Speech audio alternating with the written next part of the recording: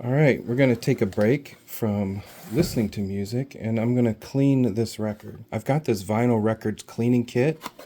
Fingerprints, dust, water and oil, and deep dirt. Let's take a look and see what's in it. Oh, so soft. All right, we've got cleaning fluid. Is there instructions? Well, we're gonna take this little brush. This is the needle cleaner, and we're gonna clean the needle. Okay, needle's clean. Then what we're gonna do is put the record on the record player, and I'm going to spray a little bit of fluid onto this surface.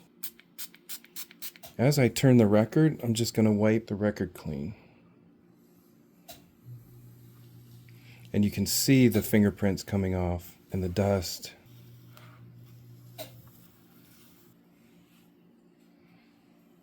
You can feel it catch the grooves as you wipe it. And that really makes it looks wonderful now. All right, let's try it and see how it sounds.